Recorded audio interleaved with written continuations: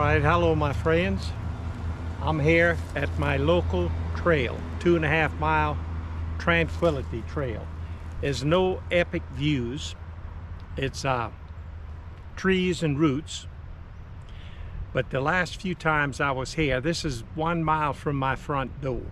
And on weekends when I have no hiking buddies, I go ahead and just to keep the legs in shape, I hike this little 2.5 mile trail. On the other side of the High Falls Dam is another mile, so you can make it 3.5 mile trail if you like. But the last few times I was here, I was thinking there's got to be something interesting on this trail, something that I could video. And I found a few things, and I've hiked it about 3 times since then, and each time I'd come up with something new. Now right off the bat, we got something I just noticed last week for the first time, and I'm gonna get ready to show it to you. This is one of the first things I noticed last week for the first time, as many times, and I thought it was a birdhouse, but you can look at the front, you see these holes. This is actually a bee house. It's a solitary bee house, and I always call them bumblebees because they were so big, but they will drill holes in your house if it's not treated wood. And you can see, I think these were drilled with a drill, but there were some that's filled in there. But anyway, after reading it, it says, "Please leave me be." I thought that was cute. But anyway, it's part of the Boy Scouts.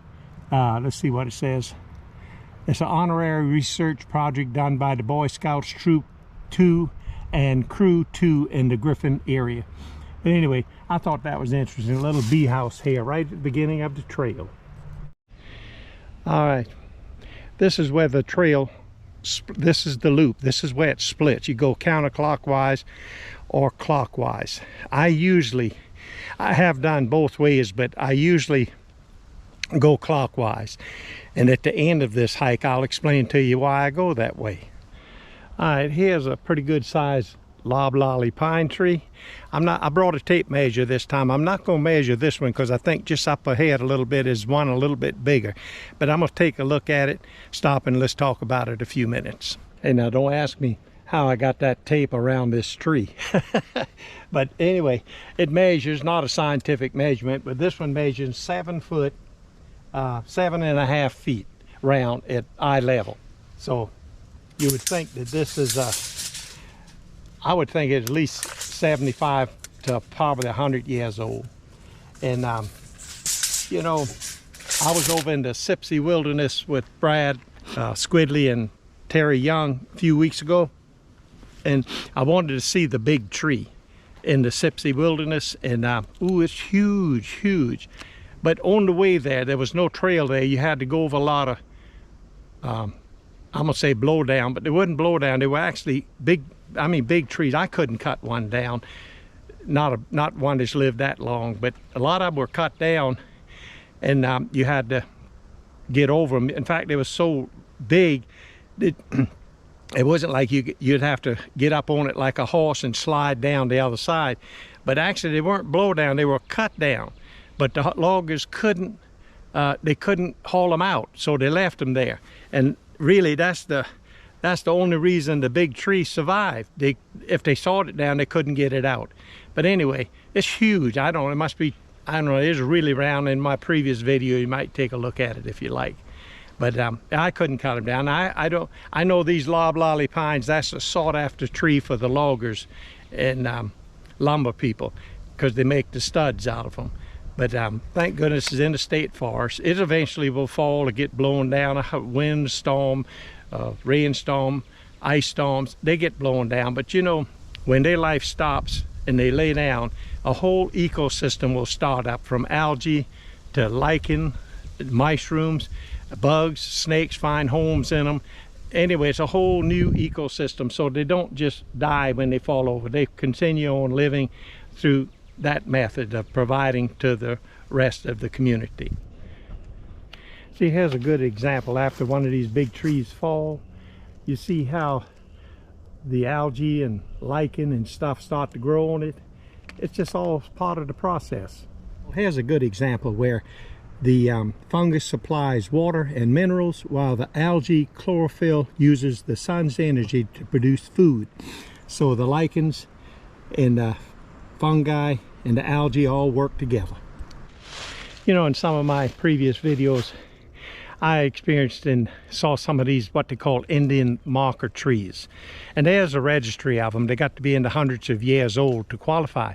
But I often made the comment that I didn't think nature made them grow that way. I thought that it always took maybe human intervention. But here I noticed one. It has of course it's not an Indian marker tree, but it did have the profile of an Indian marker tree. So nature can possibly produce them. But let me show it to you and tell you what I think happened to this tree. See it there? What I think happened was the main stem coming up here, and it must have puddled water and it rotted out. But you see, it's trying to heal itself. It's trying to grow over.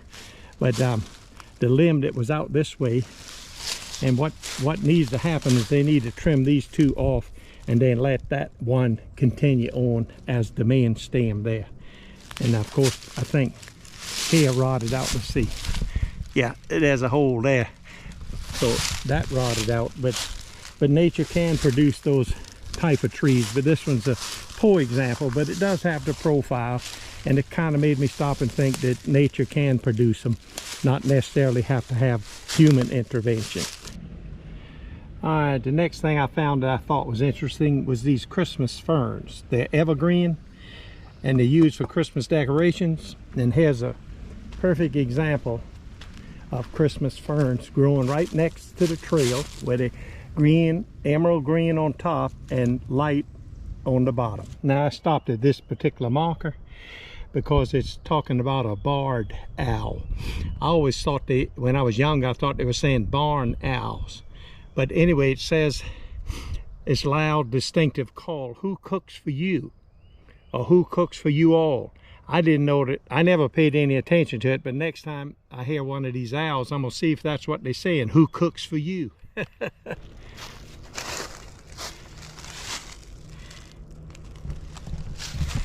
I guess I missed a half-mile marker.